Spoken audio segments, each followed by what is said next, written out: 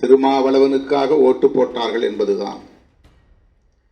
அவ்வளவு பெரிய வன்முறையை தாண்டி அவர்கள் கள்ள ஓட்டு போட்ட நிலையிலும் கூட வாக்குகளை பூத்தை கேப்சர் பண்ணுவாங்க. இதெல்லாம் வன்முறை இல்லாமல் முன்பு நடந்தது. இந்த சேரியா போ ஓட்டெல்லாம் போட்டாச்சு, போ முடிஞ்சு உள்ள வராத, ஓட்டு போட முடியாது, ஓட்டு போட்டு பழக்கம் இல்லை. பல கிராமங்களில் வன்முறை செய்து வாக்குச்சாவடிகளை கைப்பற்றி அவர்களே வாக்குகளை குத்தி கொண்ட நிலையில் அவற்றையெல்லாம் தாண்டி நாம் பெற்ற வாக்குகள் 2,25,000 வாக்குகள். இவ்வளவு வாக்குகளை வேறு எவனாவது பெற்றிருந்தால் அன்றைக்கே தோளில் தூக்கி வைத்து கொண்டாடி இருக்கும் இந்த தமிழ் சமூகம். யார் இந்த இளைஞன் என்று ஊடகங்கள் முதன்மைத்துவம் கொடுத்து விவாதித்திருப்பார்கள், எழுதியிருப்பார்கள். ஆனால் ஒரு எளிய குடும்பத்தில் பிறந்தவன் திருமாவளவன் என்பதனால் அதை கண்டும் காணாமல் போனார்கள். அதை பற்றி பேசவோ விவாதிக்கவோ அதை பற்றி எழுதவோ யார் எப்படி 2.25 லட்சம் மூன்றாவது அணியிலே மூப்பனார் அணியிலே ப. சிதம்பரம் உட்பட அத்தனை பேருமே 1 லட்சத்திற்கும் கீழ்தான். எல்லா வேட்பாளர்கள் 40 வேட்பாளர்கள் பாண்டிச்சேரி உட்பட 90,000 வாக்குகள் தான் இன்றைக்கு ப. சிதம்பரம் அவர்கள் பெற்ற வாக்குகள். புதுவை கண்ணன் 20,000 வாக்குகள் தான். போட்டியிட்ட அத்தனை வேட்பாளர்களும் 10,000 20,000 90,000 தான். சிதம்பரம் நாடாளுமன்ற தொகுதியில் மட்டும்தான் 2,25,000 வாக்குகளை நாம் பெற்றோம். வன்முறை நடக்காமல் இருந்திருந்தால், கள்ள ஓட்டு போடாமல் இருந்திருந்தால், மக்களை அச்சுறுத்தாமல் இருந்திருந்தால் அந்த வாக்குகள் இன்னும் 50,000 கூடியிருக்கலாம். 2.25 லட்சமோ 3 லட்சமோ நாம் பெற்றிருக்க வாய்ப்பு இருக்கிறது. அப்படி ஒரு களத்தை நாம் சந்தித்தோம். அதன் பிறகு 2001 திமுக கூட்டணியிலே இடம்பெறக்கூடிய வாய்ப்பு அமைந்தது.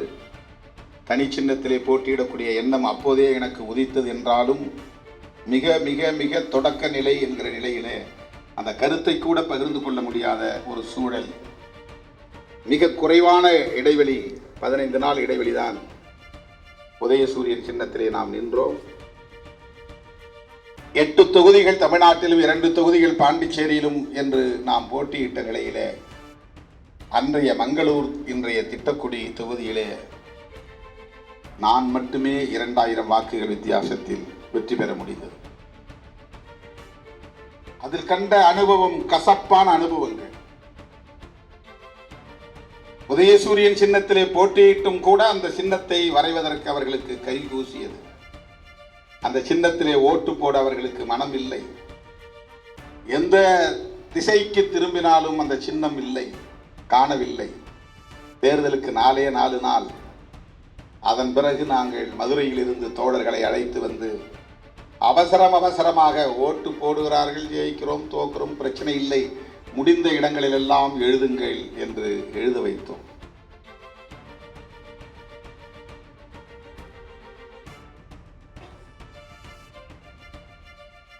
தேர்தல் முடிவு வந்தது. நான் வாக்கு எண்ணிக்கைக்கு போகவில்லை. 99 போகல, 2001 போகல. அதுக்கு பிறகு நடந்த 2016 வரையிலும் நான் வாக்கு எண்ணிக்கைக்கு போனது கிடையாது. ஜெயிச்சா அறிவிப்பாங்க, நாம என்ன அங்க போய் பண்ண போறோம். 2001 தேர்தலிலே ஒரே ஒரு இடத்தில் நாம் வெற்றி பெற்றோம். உதயசூரியன் சின்னத்திலே வெற்றி பெற்றோம். 2.5 ஆண்டுகளில் அந்த பதவியை நான் ராஜினாமா செய்துவிட்டு வெளியே வந்தேன். அப்போது உடனிருந்த புதிய தமிழகம், மக்கள் தமிழ் தேசம் ஆகிய கட்சிகளை இணைத்துக் கொண்டு தனியே 2004 நாடாளுமன்ற பொதுத் தேர்தலை சந்தித்தோம். 99 2.25 லட்சம் வாக்குகளை பெற்ற நாம் அன்றைக்கு இதெல்லாம் மூப்பனார் வாக்குகள் என்று பத்திரிகைகளில் எழுதினார்கள். 2004 நாம் போட்டியிடுகிற போது மூப்பனார் கிடையாது. நம்மோடு கூட்டணியில் இருந்த புதிய தமிழகத்திற்கு அங்கு ஓட்டு கிடையாது. நம்மோடு கூட்டணியில் இருந்த யாருக்கும் அந்த தொகுதியில் ஓட்டு இல்லை, ஜார்ஜ் பெர்னாண்டஸ் அவர்களுக்கோ மற்றவர்களுக்கோ. ஆனால் அந்த தேர்தலில் அதை விட 30,000 வாக்குகள் கூடுதல் பெற்றோம்.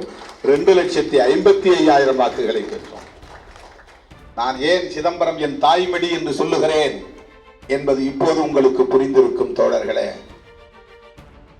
2.25 லட்சம் வாக்குகள், 2004 2,55,000 வாக்குகள்.